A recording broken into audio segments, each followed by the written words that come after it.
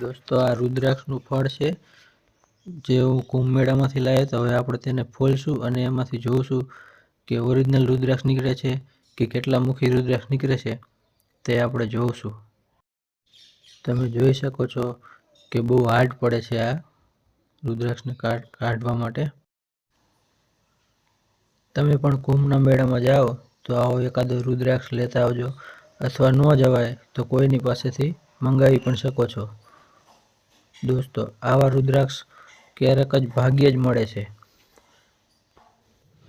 હવે રુદ્રાક્ષ થોડોક વ્યવસ્થિત સાફ થઈ ગયો એવું લાગે છે, તો જોઈ શકાશે કે કેટલા મુખી રુદ્રાક્ષ છે। મને તો એવું લાગે છે કે 5 મુખી રુદ્રાક્ષ હોય એવું લાગે છે। હવે વ્યવસ્થિત સાફ કરવા માટે આને પાણીમાં નાખવો પડશે। જો પાણીમાં પણ ડૂબી જાય છે એટલે એનો મતલબ કે રુદ્રાક્ષ ઓરિજિનલ છે।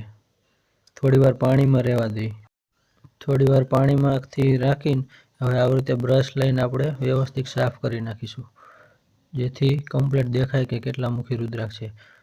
નક્કી તો થઈ ગયું છે કે આ 5 મુખી રુદ્રાક્ષ જ છે। વ્યવસ્થિત સાફ કરી લઈ પછી જોઈએ।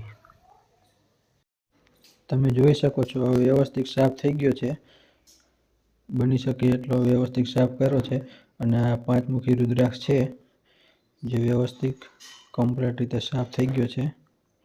હવે આપણે તેનો ટેસ્ટ કરીશું કે આ ઓરિજિનલ છે કે ડુપ્લિકેટ। તો આપણે બધાને જાણો છો કે જેમ 2 સિક્કા વચ્ચે ફેરવવાથી ખબર પડે છે કે આ ઓરિજિનલ છે કે ડુપ્લિકેટ। હવે આપણે રુદ્રાક્ષને 2 સિક્કા વચ્ચે જોઈ જોઈશું ફરે છે કે નહીં।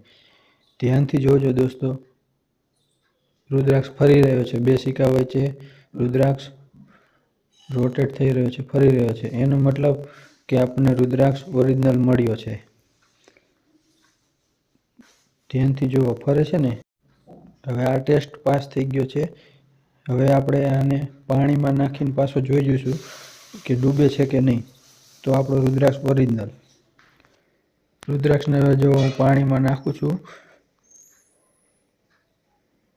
જો દોસ્તો પાણીમાં નાખવાથી રુદ્રાક્ષ નીચે બેસી ગયો છે પાણીમાં એકદમ કમ્પ્લીટ, મતલબ આપણો રુદ્રાક્ષ ઓરિજિનલ છે। સિક્કામાં પણ ફરે છે અને પાણીમાં પણ નીચે બેસી ગયો છે।